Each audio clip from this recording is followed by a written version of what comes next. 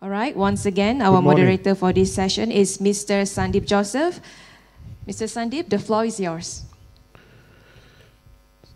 So thank you so much everyone for being here. The collective wisdom on this stage is now extremely expensive and valuable. And it's a privilege to be with these people and to hear from them. Our panel topic for today is what do advertisers want, insights and expectations, and why advertisers are migrating to digital platforms. Maybe I'll just spend a minute just introducing everyone again. So Sheila is a dynamic leader with over 20 years of experience in advertising. She's currently managing Mindshare, M6 and OpenMind, which is a lot of companies and a lot of media billing. Sheila is known as a turnaround specialist with a sharp business acumen, setting strategic directions for both her agency and client businesses. One of her key achievements is launching and growing M6 in Malaysia to serve the needs of MNCs, GLCs, and local SMEs, winning numerous prestigious awards along the way. She holds a master's in coaching and consulting from INSEAD and a postgraduate diploma in strategy and innovation from the University of Oxford. She's also giving back. She's an adjunct professor at Taylor's and Monash today. Matthew, sitting to her left, is the Managing Director of Astro Media Solutions with over 20 years of experience in the technology and media sector. He has held key leadership roles in multiple companies, including Chief Client Officer at Omnicom, driving expansion for global brands across APAC, and as Group CEO of Shopper 360, so right from communications to the shop floor, the grocery and so on. At Meta, where he's worked, he led multinational business growth across SEA, earning both regional and global recognition. A Sheffield University graduate in engineering, Matthew is also a dedicated mentor and advisory board member at Sunway Business School, committed to inspiring future leaders and fostering innovation. To his left is Suparna, who's a highly accomplished professional with over 16 years of experience in media research and business strategy. As the Chief Strategy Officer at Media Prima Omnia, she has a difficult job. She leads both the consumer insights and business strategy divisions across TV, radio, print, digital, and out of home. She's trying to make it all make sense, right? She has collaborated with top research agencies globally, offering strategic insights for brand building. With an MBA from Mumbai, she discovered her passion for media research through her work on the Indian Readership Survey. In Malaysia, she continues to explore consumer behavior and drive the future of cross-media measurement. So she's actually been to this building before for meetings, she says. And the fourth and not the least panelist is Aiping, who is a seasoned communication professional with 25 years of experience in marketing and PR within the banking and telco industries, a graduate in social sciences and communications. She's a firm believer in the growth mindset, always starting with the why to find purpose, and relentlessly pursuing great outcomes while staying agile in a constantly changing environment. As Vice President of the Malaysian Advertisers Association, she champions positive growth within the advertising industry. Her extensive experience includes being a panelist and jury member at prestigious industry events like the World Out of Home Organization and the Malaysia Media Awards. So like I said, we are very lucky and blessed to have these esteemed panelists with us. So if we look at the theme, I'm just going to kick off proceedings with you, Aiping, and ask you, what is the shift that you are seeing amongst advertisers? Do you think they are consciously shifting away from other mediums towards digital, especially during or after the pandemic? Okay. When it comes to brand advertisers, we actually follow the consumers first and not the media platform, because ultimately we are marketing to consumers. So in this case, what are the shifts that we look at in the audiences? Number one, it's on demand, right? So the old way of just having linear programming may not work because screen time is available everywhere on the go. And that's also due to technology advancement. That's one. Secondly, it also leads to different behavior change. For example, binge watching, right? Or short form dramas, like you mentioned just now. All these things changes the landscape of the previous or the current, some current formats like the 30 seconds, 15 seconds, right? And the other change that actually happens in terms of social interaction. So it's not one-way communication anymore. There's a lot of interactivity and engagement that comes together with the whole audience shift. The third one that I would like to touch on is actually on personalization. Because it's really on demand, so there's a lot of, the algorithm can actually learn your wants and behavior, and it helps to build content that is tailor-made for those particular segments. All these things are affected by technology change, social shifts, and also the economical change. So coming to the question whether are advertisers moving to digital, I would like to reframe that thought.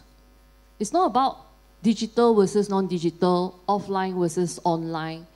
It's actually about everything's actually digital now. So to the broadcasters like RTM, Media Prima, Astro, today you have multimedia cross-screen platforms. RTM has RTM Click, right? So you can't just think of RTM 1 and 2 and the rest. You have RTM Click, you go in TikTok, you have RTM Official, and just now I went in, easily you have 1.5 million audiences there. So are they still consuming RTM content? Answer is yes, but they consume it in different multiple platforms. So the same goes with Media Prima, right?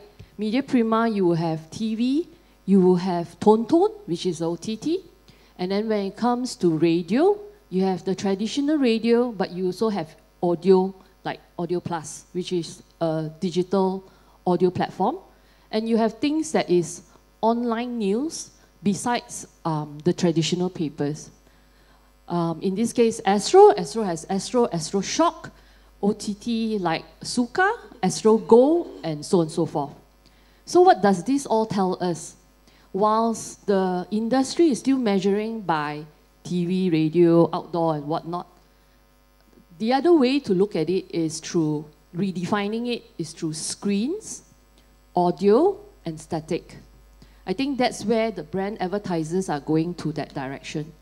Screens are just not TV, OTT, YouTube. Screens are also digital out of home, for example. So it's just looking at the video format and how it's being consumed, which is on the go, at home, at work. So having those parameters in place, it helps brand advertisers to create messaging that tailor-made for that moment. In fact, there's a lot more job to be done in terms of production. It's very easy to copy and paste a 30-second TV ad into a TikTok or a whatever platform, right? The questions we have to ask ourselves, does it actually resonate with the audience? Media practitioners no longer KPI against scene score or how many reach that we are getting out to, right? Advertisers are tied to company objectives, and that is basically making revenue for the company, making our ads seen, making sure the brands are likable, and making sure that brands are actually preferred when it comes to the decision making of doing any purchases. With that said, right, it's no longer just the media platform. If that's what brand advertisers care about, it's really back in the 80s. Today, it's all about connecting consumers through content. So coming back, it's screens. The next one is audio. Audio is not just FM radio. Audio means digital audio. into multi formats, be it by local providers or international providers. The last but not least is static. Static is still not in the dark age. Static is something extremely feasible where you can actually see, feel, and it can be very large in terms of the format. So it does play its role. So it's important for advertisers to recognize the purpose, right? And understand the role of the medium and putting the right messaging together. Yeah. Thank you so much for that. That's a very detailed and comprehensive response to the question, which is a very critical question as well, right? I'd like to ask Sheila, as the president of the Media Specialists Association and also the CEO of one of the largest media agencies in the country, are you consciously shifting ad spends away from other mediums towards digital? And are you seeing more demand for digital than, say, 2, 3, or 5 years ago? Thank you. Before that, thank you so much, MCMC, for giving us this platform, and thank you, Sandeep, for arranging this. And good morning, ladies and gentlemen. I think I would like to start with a question. Many of you might remember the quote from one of the famous forefathers of advertising, John Wanamaker, and he said, "Half the money I spend on advertising is wasted. The trouble is, I don't know which half."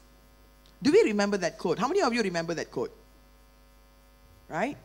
So do you think today, in the age and space that we are in the same situation? How many of you think that we are still in the same situation?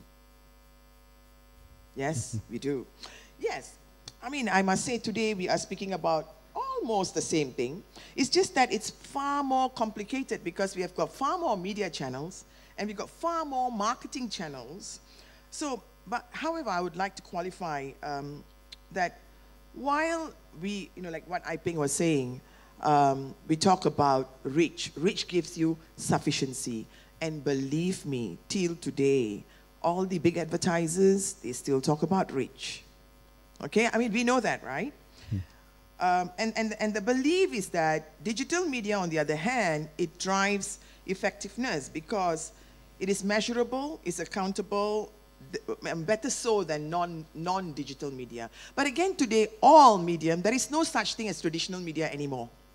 Right? I mean, I think traditional media are long gone. You would have realized that many of the printing plants have also closed because they are now make their news available online. And media today are hybrid, right?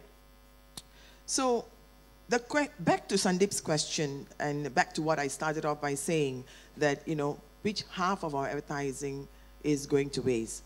I think it's no longer half, probably 25%. Why I say so is because digital media gives us a lot more accountability. A lot more accountability.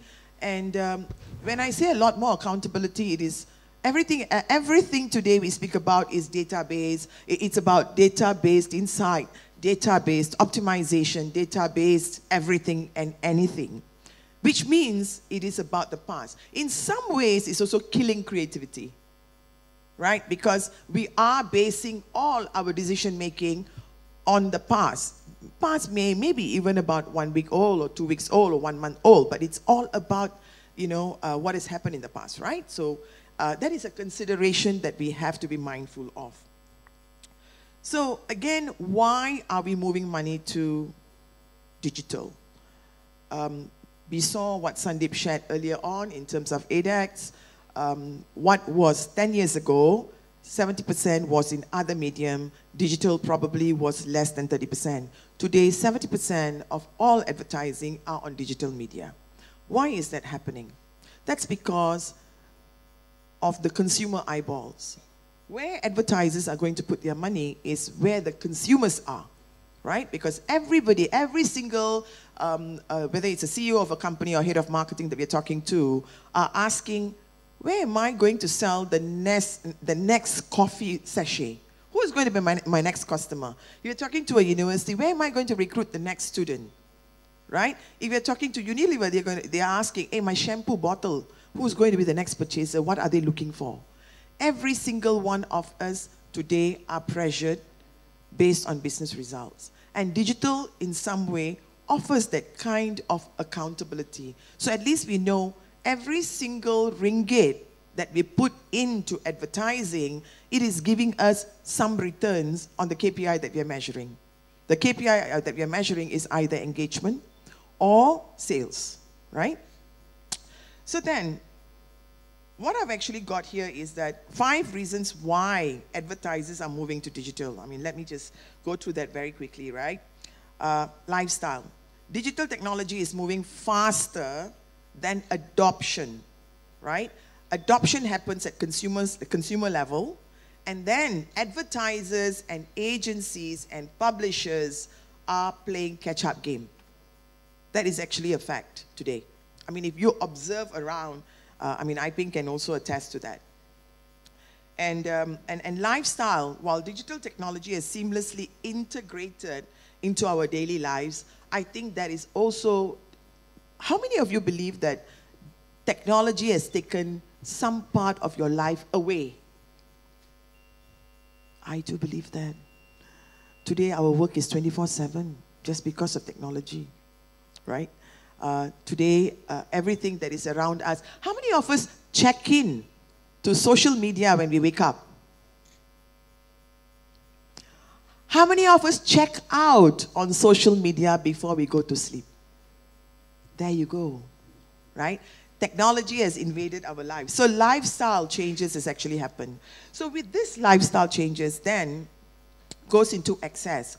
Why is this lifestyle changes happening? It's because of access. Smartphones are made available, very affordable. Access to internet, access to mobile connectivity is also made, very affordable. So today, consumption of content is not happening on your large screen anymore. I mean, we hear the discussion about audio, TV, out of home. Now, these are all delivery platforms. But what is being delivered on this platform are content. I think you're going to have a next session later on after this. But again, content is king. More so now than ever before. Because that's where your consumers are chasing. Whether it's Media Prima or whether it is Astro, it is content made for consumers. Whether you talk about long format or snackable, right? So that's access and content. Then we spoke about ADAX. ADAX, I think the growth of ADAX is only about 4-5% year on year. You don't see anything more. And whatever numbers that was shown earlier on, like what Sandeep said, they are all rate card. Now at Group M, we do this year, next year, projections, looking at 5 years ahead, looking at 10 years past, and these numbers are by half. These are actualized numbers, right? So your actual ADAX probably will be about 7 billion, the actual ADAX. And then if you look at the share of digital is about 70%. And what's happening in there? Yeah? If 70% is going into digital, what is the expectation of advertisers like the likes of Iping, like the likes of Maxis? They want more targeted advertising. Targeted advertising in digital platforms that allow advertisers to target not just specific demographics, but also behavior, interest, and predictive behavior of the future. Today we can actually say with digital, how many % of certain mindset, behavior, demographic is looking at switching mobile service operators, right? Or switching or buying another phone in the next 2 months. We are able to say things like that, yeah? So that becomes more compelling for advertisers because with digital, we can also be able to actually define those parameters. And another area that I think very important for all of us to be aware of is data platforms. Data platforms that are built for cross-screen audience measurement. I started off by saying whether it's TV, radio, digital, audio, online, everything else is made available online today. These are all your channels, and delivery is content, right? We are able to measure cross-screen measurement. Someone who is on, today you're not just watching content on your small screen. You're watching content on your probably laptop. You're also watching content on your large screen at home when you are in your, at home, with your kids, or with your friends, with your family. Besides that, you're also exposed to out of home. You're also exposed to audio. You're also exposed to multiple channels. So how do we know the same person, what sort of screens they are looking at, and how do we optimize advertising spends across these channels? So multi-screen advertising is already, here for us, and this is in a way to also manage wastage when it comes to frequency buying. Okay, so that is that takes me to my next point, which is measurable results. So when you talk about digital advertising providing, robust analytics and tracking capabilities, today we are able to look at optimization in real time. This is the favorite of our clients, which is killing agencies. On a daily basis, or in every once in 2 days, how many traffic to my site? No, it doesn't stop there. So how many of them are actually looking at which sites, which pages on my sites? How many of them are buying my, whether it's a SIM card, whether it's a cosmetic product, whether anything, you name it, or enrolling for the school? So these are done on almost real-time, daily basis. So digital gives us that opportunity, you see.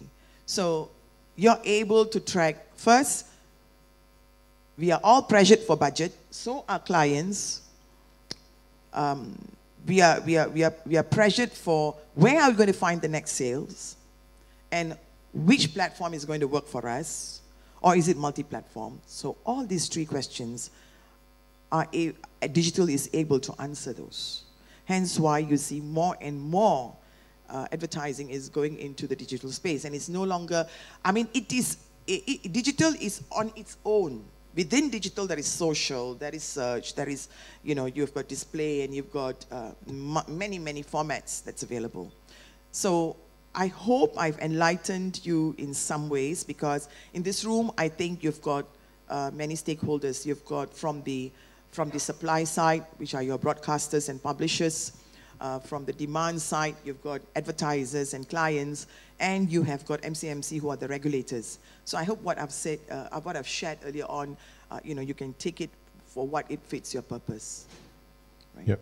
Thank you so much, Sheila. That's like a master class. But I do also resonate with the point you raised, that this real-time nature of digital is really stressing out everyone. I think clients get stressed because their bosses now want real-time reports and answers, and will check every day. So that makes everybody more kancheong and totally anxious about everything, right? To Matthew, who has been listening to us patiently, as a broadcast industry leader and an innovator in that space, are you seeing a shift in ad spends away from TV, and what is driving this shift? Firstly, good morning, everyone, and a big thank you to MCMC for the kind invite and the warm welcome. Sandeep always has a way of asking simple yet deeply profound questions. Can I share a personal story to illustrate and answer that question? Sure, of course. Yeah. Is that okay? So I started my media and advertising career in 2006. Now, yes, I'm giving away my age. Back then, I joined a startup that exclusively represented MSN and Yahoo. How many of you guys remember the days of Yahoo Mail, MSN Messenger? Yeah. Yes. Yeah. And for those that don't have your hands up, and honestly have your hands down, MSN and Yahoo was the duopoly before Google and Facebook. Back in 2006, anybody want to take a wild guess on what was the digital advertising expenditure in terms of percentage? Any wild guesses? So in 2006, digital advertising expenditure was 4%, right? 4% of total spend, yeah? And back then, TV, radio, print were dominant. So as a interactive consultant, that's a glamorous term we used back then for digital sales individual, I would always ask my clients and agencies, those who've invested in digital, I mean, why are you investing in digital?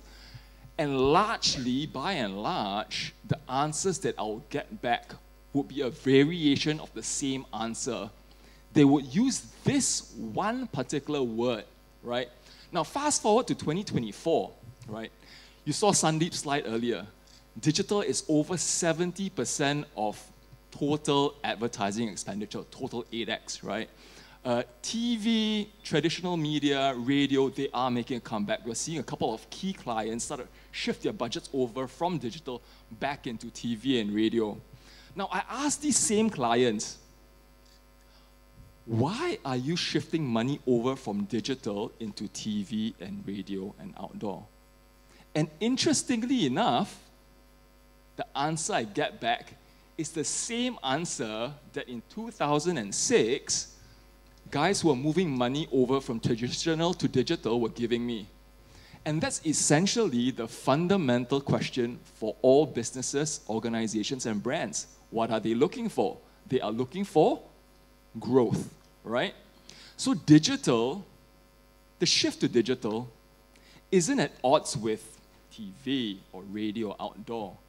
The shift to digital at its foundational core is a shift in pursuit of effectiveness, right? We all want to be able to deliver and develop effective campaigns, stuff that will help drive brand growth, stuff that will help impact and drive real-world results, right? So the big question we should be asking ourselves is, what is effectiveness? What does effectiveness mean to me? What does effectiveness mean to you? What does effectiveness mean to brands? Yeah? And it's different, right? There's a host of different reasons what effectiveness could mean, right? For certain brands, it could mean credibility, right? It's important for me to be able to be seen as a trusted brand, to be in a place or in an environment which is brand safe, right? That's what's important to me. For other brands or other businesses, it could be specifically reaching out to niche communities, niche audiences, because that's where I see my growth coming from, right? So for example, Sandeep was sharing earlier, Project High Council, it's massive, right? Not just a hit on content and TV, but on digital platforms, we had over 2 billion views, right? People essentially consuming all of this content on whether it's TikTok, YouTube, and so on and so forth. And it's essentially being able to connect with these audiences, not just on static-based channels, not just online, but also on ground. So we listened in to what the consumers wanted, right? And fans wanted to actually engage with some of these stuff, right? Some of these big stars from Project High Council, like Miro Aiman and all these guys. And so we had an event in KLCC. That event in KLCC, over 10,000 people showed up, right? They had to shut the doors of the mall because it was packed with raving fans. It was packed with individuals, a strong community of individuals who just really, really resonated with that content, right? And at the end of the day, that's the power, right? That's the power of really strong content that resonates and that connects individuals, right? So at the end of the day, the big question we should be asking is around effectiveness. What does effectiveness mean to us? And when you talk about effectiveness, you need to first start with what are your goals, right? And so what are your goals? What's effectiveness? And effectiveness is not based on channels, neither is it based purely on outputs, but it's based on outcomes, right? What are the desired outcomes that we are looking for? Yeah. Thanks. That's very important that while we don't get lost in the numbers, but we look at the end goal, which is effectiveness and results. And it's quite weird for those of us who work long enough that what used to drive effectiveness back then and what drives it now, it's the same words being used for different mediums, right? I'd like to ask Suparna from Media Prima Omnia.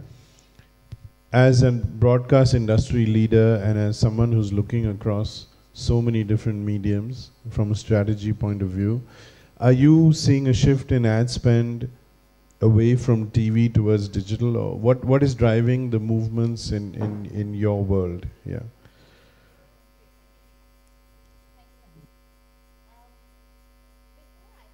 Maybe you try the other. Yeah, I think it's not. Is it better now? Okay. Yeah, yeah. Can I, before I come to that question, I think I absolutely agree and concur with what my fellow panelists have been talking about. That advertisers are not following platforms. You know, advertisers are following consumers. Wherever consumers go, advertisers will go after them because they need to reach out to a specific target audience to deliver a particular message. And these consumers, they are also not following platforms. They are following content. So what we see today is consumers consuming good content across platforms, because content is just changing screens. So it's not about TV or radio or digital, because consumers do not consume one particular platform during the day. They are consuming various platforms, various media throughout the day based on the time of the day. So in the morning they could be reading news, in the and then watching billboards while driving to work and listening to radio, and possibly watching TV, a bulletin of the Tama, during a dinner with family. So they are consuming content throughout the day. So I want to reiterate the fact that when we are creating campaigns for clients, the campaigns need to be cross-platform so that the message delivery is at its optimum. And there is numerous studies which have shown that campaigns work most beautifully and have the best results when they are cross-platform. In fact, recently there is a study done in Australia which says that when comparing a platform, a campaign which is done on just one platform, and that can be any one platform, it could be a TV or a digital, it could be anything, versus a campaign which is done on 3 or more platforms, the top of mind recall goes up by 397%. And unaided awareness goes up by 167%. The campaign stickiness in the consumer's mind goes up as well. So of course, to make sure that we have effective campaigns, they need to be cross-platform. So coming to your question of creating these beautiful campaigns, right? I think every advertiser is just going after campaigns which have 2 basic needs. Number 1 is effectiveness, and number 2 is efficiency. You know, everybody is pressed with budgets, so it needs to be efficient, at the same time being the most effective. Why we see a shift in the ad spends, like we saw the 74% and probably changing to 83% in the next 5 years, moving towards digital, is probably because there is a perceived efficiency on digital and a perceived effectiveness. I'll explain. Perceived efficiency, because when we are looking at measurement of each of these platforms, we are still looking at it in silos, which is a sad reality. When we are looking at the measurement, we are talking different languages. So for TV, we are still talking GRPs, which is gross rating points. But for digital, we are talking CPV, which is cost per view.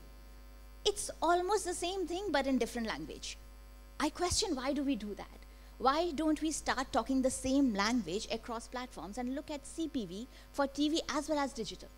And if you look at the numbers, and I have seen them, actually CPV of TV is lower than videos on digital. Because again, the mass is so huge. And in fact, if you look at specific target audience of these advertisers, the CPV is still lower on TV. So again, that's why I say it's a perceived efficiency of one platform. Coming to the second point of perceived effectiveness. Again, it's a reality, but it's a sad reality that lots of advertisers are going after short-term strategies these days, wherein every dollar I spend, I need to see what's my ROI in terms of sales. What happened to all the brand building? What happened to creating a brand equity? What happened to creating a brand salience of top funnel, coming to a middle funnel of consideration set, and then coming to the bottom funnel of loyalty and then conversion? I think a lot of advertisers are losing out on that long-term vision, and everybody is just looking at conversion. And therefore we see, oh, I spent just a small amount on digital. I reached out to 20,000 and 500 dropped me a WhatsApp message. That's a conversion rate of 2.5%. Oh, wow.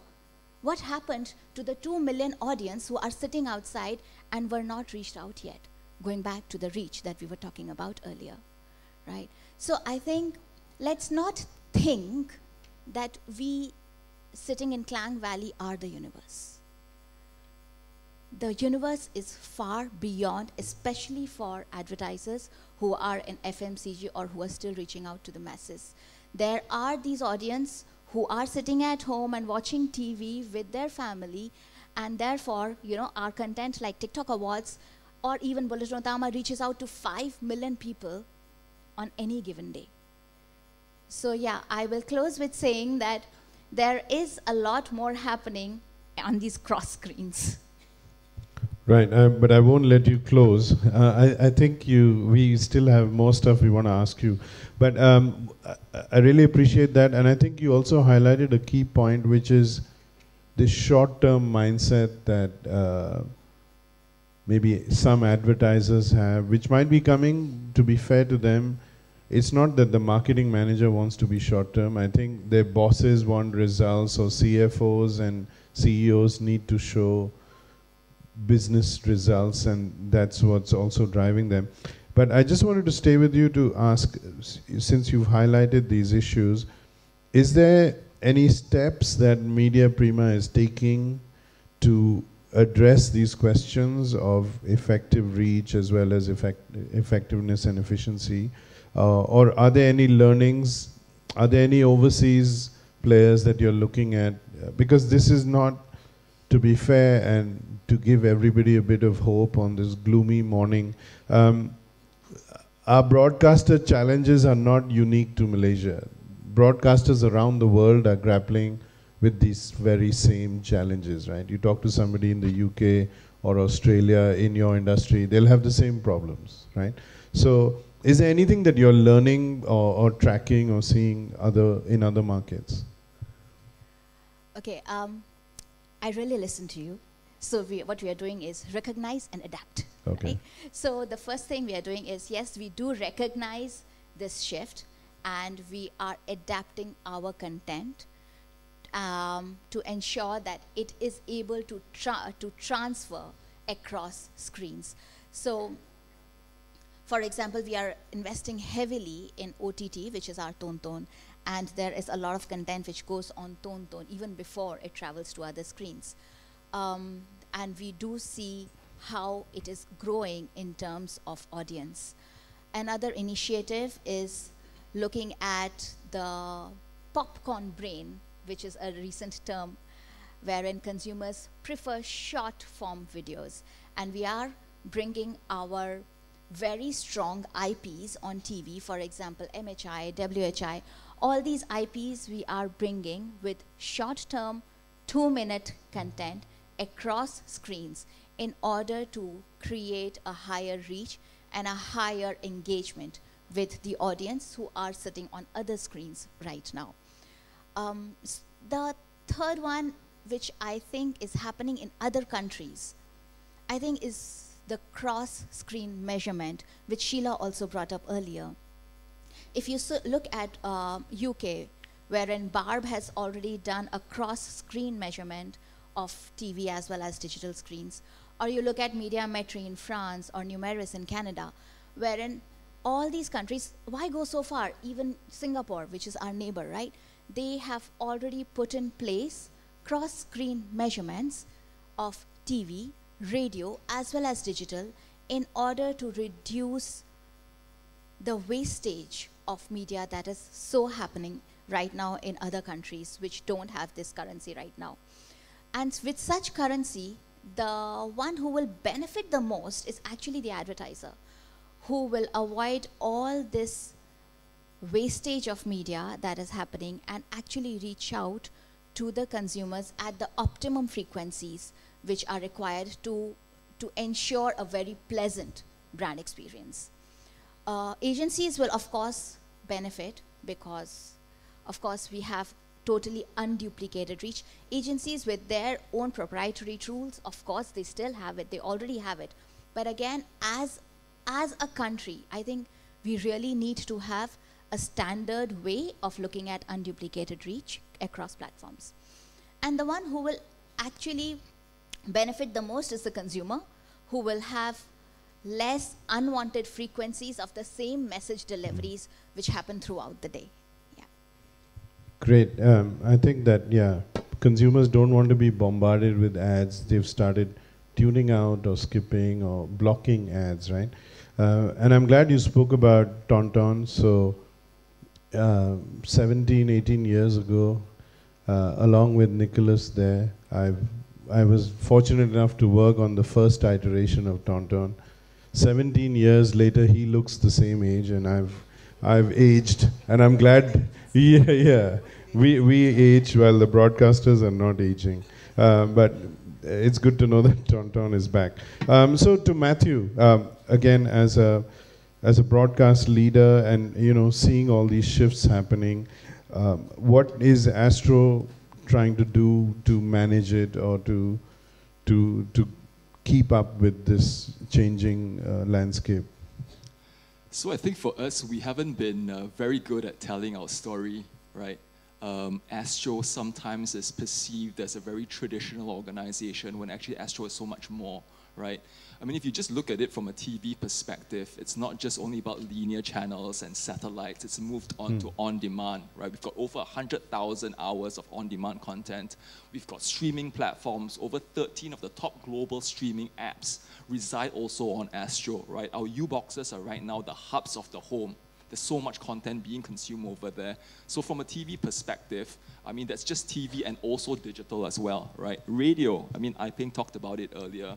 I mean, while we are super engaged, we've got audiences listening and tuning into radio, we also have digital audio, right? So it's podcasts, it's people sort of tuning in via websites or even watching it on your Astro U-boxes too, yeah? And digital, I mean, digital within Astro is massive. We've got over 40 large, massive, strong, local-based brands, right? Everything from Astro-based products over to new idea active, current craft formats that you can reach out to. Everything from mums, parents, newlyweds, babies, teens, and so on and so forth. So it's an incredibly strong ecosystem, but we're not just stopping there. I think as Astro, it's important for us to continue to innovate, right? So in 2021, right, December, we were the first organization to introduce addressable advertising, right? So that basically takes the power of digital-based targeting and marrying that with the persuasive sort of power of TV, right? So you're able to reach various households, but with different messages, yeah? And I think for us, the commitment to continue to innovate is an important criteria. As the world sorts of shifts, right? As consumers start to shift in terms of consumption, behaviors, and so on and so forth, it's important for us to understand where the consumers are and reach them at their place of need, right? So I think that very much is the focus of Astro. Right, and to Sheila, from your perspective as an agency, because you deal with a variety of clients who may or may not be aware of all these things and who may or may not buy into them. Do you feel that these steps are enough, and do you think advertisers are open and are listening, or how do you see that advertiser response to this? You see, the thing is that even the title of, or the topic of our discussion today is about, are we changing fast enough? Right? So which change, the buzzword is transformation. Right? How many of us are in transformation phase in our organization? How many of us? Okay? We are all. And it's actually a BAU word for us, because every 6 months, every 1 year, you keep hearing that, right? And you have a transformation office now in many of the organizations that we work for. So why is this happening? We know the industry structure is changing. Capabilities and requirements are constantly being challenged. And like I said, transformation is happening especially so for businesses built on traditional business model. Okay? Now, why I say traditional business model? Astro, for example, they existed in the 90s. Media Prima existed way before. How was their business model formed? Their business model was formed primarily, Astro was selling subscription for TV.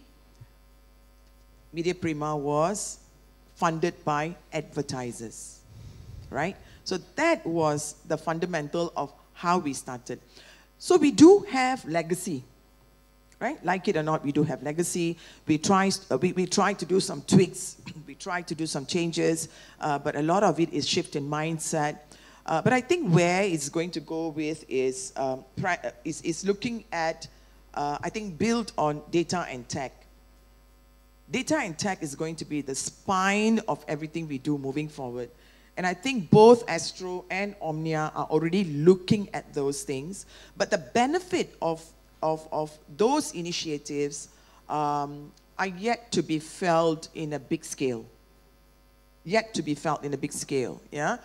Because today, if you speak to any, not only just Astro or Media Prima, any publishers, people are still selling products in silos, right? When we say we are chasing audience, we are going after audience's eyeballs, but we still have proposals that's coming to us. This is how TV, I give you a TV plan. TV spot buy is like this, okay? Radio, we have got this package. And then within us, oh, you want to talk about Tonton? Okay, Tonton, we got a separate team. You know? I am saying this because I am at the receiving end. It's no fault of anybody, actually. It's because our structure is changing faster, but we have to adapt and move faster as well. It is still a WIP. If you ask me whether what Media Prima is doing or Astro, because they are the only two in the room today, whether whatever they are doing is moving fast enough, I still think it's WIP, because we are yet to see whatever we are doing today in next 12 months, in next 24 months, there's going to be changes as well, right? So where we can actually take some form of, how would I say, some form of standardization, like what Suparna was mentioning. We spoke a little bit about standardization of measurement. Today in the industry, we talk about TV, Astro has got their own measurement, so has Media Prima. And that is why we are all discussing, we just had the meeting about STEM last week, right? And how soon we want to move this? 5 years ago, we started this conversation. We hope to achieve this in the next 12 months. Hope not another 5 years, because I'll be retired by then. You know? And I'm driving this for MSA, you know. So I think those are things that we can actually commonly agree and move forward for, so that, advertisers can benefit from this. And the other thing that I think, which is moving very fast, is the personalized content. We spoke about personalized content. Sandeep showed very interesting case study about Aina. Aina, right? Aina, just AI and all that. So even with personalized content, while this is moving, and this is what we're expecting, I think we are already getting there, because addressable solutions, advanced addressable solutions are also available, both on linear as well as on digital. Today, all of us can be staying at the same street. With addressable, you'll be served, different type of advertising, be it on linear or be it on digital. Yeah, so that's already happening. I think that's a good start for us. AI-powered content creation. Now, AI-powered content creation, Sandeep also touched on that. You see, I think if you look at the ADAX today, growth areas are coming from SME, largely because, as you know, I think about 90% of our businesses in this country are SME-based businesses, and they are struggling, right? So what Astro or Media Prima can do, is to look at those type of businesses, but you can look at AI-powered content creation or AI-powered advertising so that you can do it faster and you can also do it at a lesser cost for yourself as well. Yeah? Programmatic advertising, we all know that has evolved and it's taken some shapes, and I think they are also already doing that. It's quite good. Data monetization. Data monetization is also another new area. Those who own structured data owns the future. We all know that, right? We all know that. But how are we monetizing this data? I think many of us, I think we are also working with Media Prima or even with Astro on data clean room, so that so that our advertisers can also take advantage in terms of how do we do data sharing, data pairing, right? That's an area that we can actually ramp up. Ethical consideration. Now, why we say ethical consideration? Media companies like Astro and Omnia, you have a significant role in influencing public opinion as well as behavior. Do you guys agree? Yes, you do, right? Okay. So when you have this role, why I'm saying this is also because today when you talk about advertisers, and then you have consumers, right? Advertisers are chasing after consumers, but consumers are also looking at organizations which are ethical and which are also being responsible. I don't know whether that is resonating with us, but especially with the Zillennials and the Gen Zs, they pay a lot of attention to things like this. I think that's going to be very important, right? That's going to be very important. So you talk about accuracy of reporting. You talk about respect of cultural differences, diversity, data privacy, as well as bias and misinformation. Now, these are all very important. So who's going to play a very important role here? Any guess? MCMC is going to play a very important role here because they are the regulators, but maybe they can play a more important role at a faster pace. I don't know whether I'll walk out from this room safely or not for the things that I'm saying, No, it's a safe space. Yeah, yeah. Thank you so much for that. That's a comprehensive answer of what agencies might want to see or what the industry needs, right? So I'd just like to ask Aipeng, as Vice President of the Malaysian Advertisers Association, speaking on behalf of advertisers and clients, when you deal with broadcasters and buy media or spend with them, what would be the kind of wish list or stuff that you want to see put in place, or that might give you more confidence to invest in those platforms? I think it goes back to the purpose from the company and what they would like to get out of it, right? Instead of looking outside in, we have to ask ourselves, what are we trying to achieve? Ultimately, like just now some of the team members have mentioned, there's the upper funnel, lower funnel, and whatnot, right? Whilst we want immediate results, we can't lose sight of the bigger purpose. Ultimately, brands are here to build meaningful connections and solve a problem of consumers. And more so, consumers are getting a lot more educated. So the traditional way of advertisers putting in a 30-second, like, this is my message and you should be influenced by it. Things have changed, right? So that's when the content play comes into the picture. So for the broadcasters, while it's maybe easier to sell the 30-second package and whatnot, right? There's a lot more depth that the broadcasters need to look at when it comes to content and have better integration. And in this case, the role of media agencies, they're here to, together with forum this, right, need to help educate and not lose sight of the bigger purpose. Sometimes when we go into all this efficiency or quantity versus quality, we need to be really careful, right? It's always the bigger purpose, whether it's moving needle over a longer period of time. We should always make sure that is our true north. So having said that, while data-driven and all that is very important, again, let's not get so hung up around it, right? Data can be quantitative, but I notice there may not be enough of qualitative data that actually expresses the real meaning. Try to go closer to the real meaning. For example, today the industry measure a lot on time spent, but time spent doesn't reflect the attention or a real engagement. We ask ourselves whether pressing the like button actually means I love the brand. I think we have to have a double think of that. Just because what do you call it? It's designed that way, and you don't actually have any other option but to kind of click the like. Like doesn't mean that I'm gonna buy something of you, right? So that's qualitative data comes into the picture. And I think we need a feedback loop a lot more faster to get broadcasters and media agencies to have kind of shared goals, right? And not make it transactional. So I think all of us play an important role to educate one another so we can continue this growth together. Yeah, it's a WIP. But we need to make it a very meaningful WIP.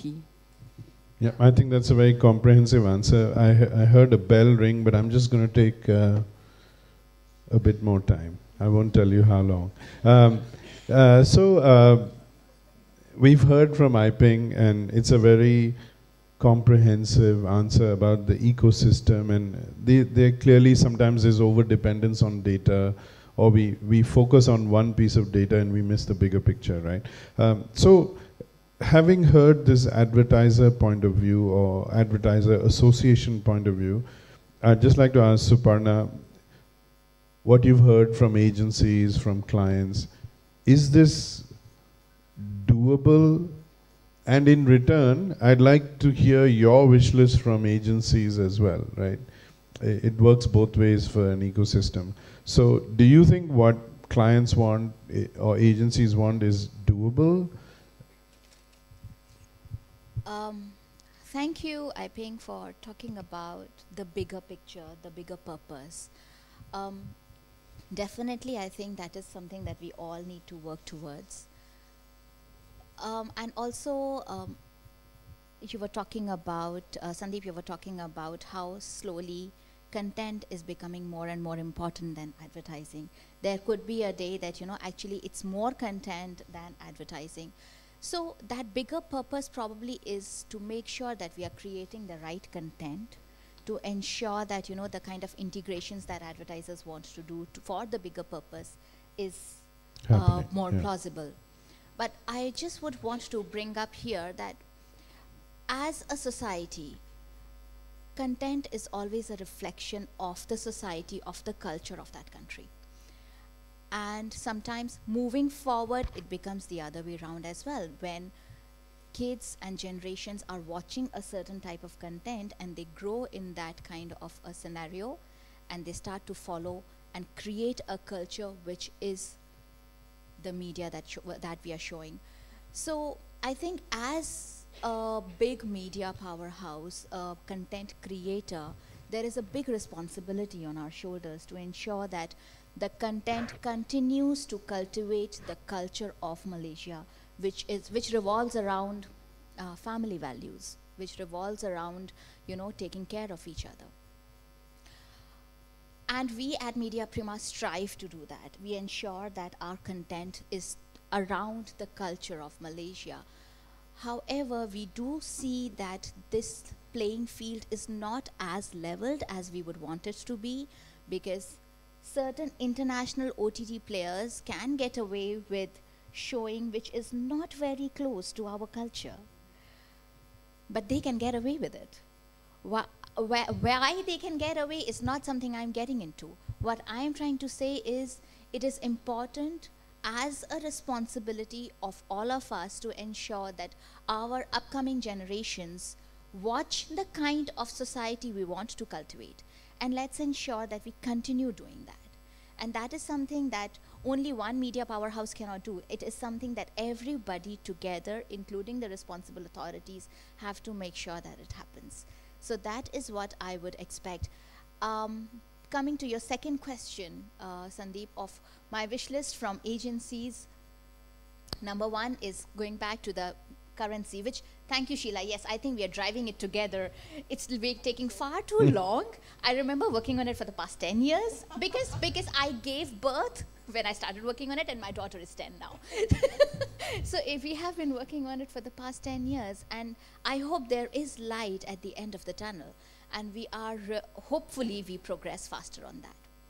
Number two, what I would like to reiterate is, let's start talking the same language for across platforms in terms of maybe CPV for digitals as well as TVs. So cross screen, we talk about in the same language. And number three is, let's not think that we are the universe. We come across a lot of planners who say, I don't watch TV, I don't listen to radio, so of course nobody does. And let's, from my past research life, I'll just share with you something. You know, when we administer questionnaires to respondents, the first question that in research we ask is, do you or anybody in your family work in a research agency? And the moment they say yes, we terminate that question, that interview then and there. Why? Because we know that there will be a bias in the mind of this consumer, and they would be able to anticipate what question is being asked for what purpose, right? So to avoid that, we don't administer questions or interviews to anybody who is from the same industry. Then why are we thinking that we who are from media industry are actually a reflection of the audience of Malaysia? We are not. Let's remember that, right? So there are a lot of people sitting in kampungs who are behaving differently than us in Klang Valley. Great. My last question to Matthew is going to be the same one. So from your perspective, what you've heard from Aiping and Sheila, is that doable? And also, what is your wish list for agencies and media practitioners? Yeah, I think we share the same ambition. I think at the end of the day, it's how are we helping drive growth? How are we helping drive real-world results? And I think for that, the spirit is incredibly shared and the same. I think the other 2 points are really around how do we continue to support businesses and brands in an age where trust is declining, right? Credibility and brand safety and all that are declining. How can we continue as broadcasters, as innovative, large conglomerates? How do we support that? Last night, I was scrolling through Facebook, and in the first 2 minutes, I got two ads, 2 pieces of content actually, and then I looked carefully and it was sponsored. So the first one was by Khairul Aming. Does anybody know Khairul Aming? Yeah, so he's super famous making sambal and all that, right? So I see a post from Khairul Aming, and he's promoting a Marshall amp, right? So there's pictures of a long queue, and he says that I've been queuing up for a super long period, but finally I have my Marshall amp. It's going for 1,700 ringgit. I got it at 179 ringgit. I'm like, oh, pretty interesting, huh? And he's like, I'm super upset. Oh, Khairul Aming super upset. I'm super upset because you can go to this link over here and you can buy it immediately without having to queue up. I'm like, wait a minute, right? So obviously when I look and I check back, it's like the link and the name towards what the actual thing is not true lah, right? So a little bit of like, hey, what's happening here? Then I scroll further down, I move out of that ad, I move further down, and I see this. I see this snippet, and it says, Marina Mahathir didn't know her microphone was on. And it says, allegations against Marina Mahathir confirmed, and it had the star, right at the top of that. So I'm like, oh, the star, quite credible, right? So I click in, and obviously you check back the website, it's doesn't say the Starlight's some other sort of website, and I go in, and essentially it says that her microphone was on, and she was talking about how she made millions and millions of money, right? And if you click on this link, you too can make millions and millions of money, all right? Exactly, exactly. So, I mean, it's important, it's incredibly important for us to continue to provide platforms which are brand safe, right? In an age where trust is declining, and in an age where there's just so much, whether it's fake news or all this stuff happening, it's very important that we keep our consumers safe, yeah? I think the last piece I'll just really touch on is, I really like the Mindshare study on exposure versus attention, and how it's not about just seeing an ad, but how much attention a person or an individual is in that particular environment consuming the content, right? And I think for a lot of our platforms, especially if you're watching dramas, whether it's on Media Prima or on Astro, I mean, these are incredibly engaging content. You're in an atmosphere and an environment where you're consuming content which resonate very strongly with you, which connects very, very strongly with you. And that's why there's a big shift away from just exposure to attention, yeah? So I will just focus on these three areas, and if there was a wish list, I think very much, as an industry, we're very aligned in terms of what we want to sort of push forward with. But if there is a wish list, I think one item is the one single existential threat for content in Malaysia is piracy, right? Piracy costs us $3 billion, and it costs the government $500 million in tax dollars, right, a year. And what this basically means is that hardworking Malaysians who produce local content, whether it's your film producers, your production houses, and so on and so forth, these guys are losing their jobs, right? What happens at the end of the day is we'll start all consuming international content, right, when our local industry sort of goes into a collapse. So I think that's an area where I really, really feel very strongly, and I really like to thank MCMC for being great partners in sort of working together with us to combat piracy, right? I think that's a key area. Thanks. Thanks so much. So I'm just going to go to a couple of audience questions on the Slido, and I'm clubbing a couple which seem to be similar. This question is to the broadcasters, but also to the client side and agency side. Just feel free to answer. What would be successful creative strategies for engaging consumers through TV in today's challenging environment? Or what is the best mechanism to engage audience emotions to gain their loyalty? Anybody want to approach that? Yeah. I think the two things that comes to my mind, authenticity and relevance, right? We talk a lot about fake news and whatnot, but ultimately, I go back to the purpose of a company's goal, right? We need to solve your problem, right? Yeah. And so we can gain loyalty over time, and we need to be authentic about it, right? You can fudge it 1 or 2 times, but the truth will come back to you. So focus effort in solving problems and putting it in the best platform, and narrate it in such a way that it's most meaningful, be it long form, short form, podcast, or what have you, right?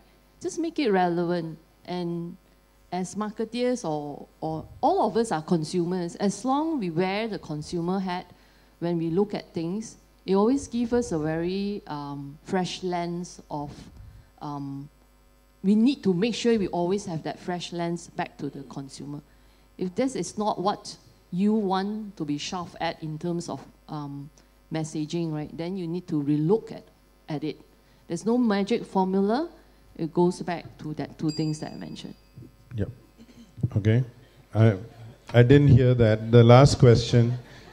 Why do brands need TV platforms for digital marketing in this digital world where they already have their own digital platforms and other digital platforms? So anybody want to why do brands need TV platforms for digital marketing? Because we spoke about how TV is not on one screen, or content is everywhere, right? So why do brands need TV platforms for digital marketing in this digital world where they already have their own platforms? Okay, I think the question is, if I may reframe the question, why do you still need TV advertising? And digital of TV, I think. And the digital of TV advertising, when you already have your own... your own Facebook or IG or Shopee or whatever. Yeah. Okay, I think that's a very relevant question today. And we have clients who've said, why don't we just boost our content just on our own Facebook? We've got our own Facebook page, okay? Depending on the purpose and what is it that you want out of that communication. If it is just communicating to your own base, your own following, your own brand following, you can, right? And if you think that following is sufficient in terms of putting your message out there, that is sufficient. But if your purpose is to actually garner more following, more people to your site, you do want to put it out there so that, they actually come onto your page. And that's also one way on how you can increase your first-party data collection so that you can actually do remarketing, right? If your universe is sufficient, that's also a call that you make. Yeah? Yeah. Great. Thank you to all our panelists. Let's give them a big hand because I think we've heard a lot of very interesting stuff. I would just urge that this was to me it was a very precious session, and as all of us are going through transformations of various kinds, if we could get that video and then we make our own staff watch this video, I think there's a lot of learning to be had from that. So thank you, everyone. Yeah. Thank you so much. Before concluding panel session 1, I would like to invite the moderator and panelists to the front for a group photo.